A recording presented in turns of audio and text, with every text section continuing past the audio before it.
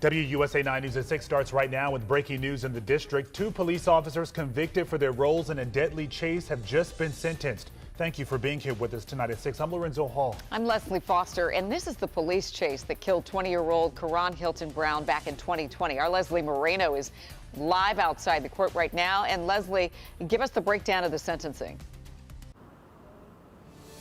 Well, guys, Karon Hylton Brown's mother stormed out of the courthouse here about 30 minutes ago. She is furious. She tells us this is white privilege. That is what she is calling this. Former D.C. police officer Terence Dale Sutton sentenced to 5.5 years in prison for the murder of her son, Karon Hylton Brown. His commanding officer, D.C. Police Lieutenant Andrew Zabavsky, was sentenced to 4 years in prison. D.C. police officer Terence Sutton was convicted by a jury in 2022 of second-degree murder, conspiracy to obstruct, and obstruction of justice. The only D.C. police officer to ever be convicted of murder on duty. Zabavsky was also convicted at the same trial of conspiracy to obstruct and obstruction of justice for their alleged efforts to cover up the details of the chase and crash.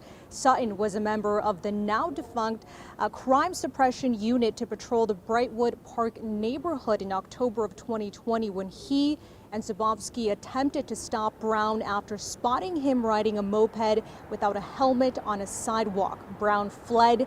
The officers pursued him. The chase ended catastrophically on Kennedy Street when Brown pulled out of an alley and was struck by an oncoming car. He died 2 days later of his injuries sustained in that crash. Tonight, Brown's mother, Karon Hylton, says she was hoping for a longer sentence.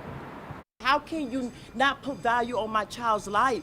He sat there, he scolded them, he knew they were wrong. You're convicted of murder. If this was reversed, if this was a black man, he'd have been locked up.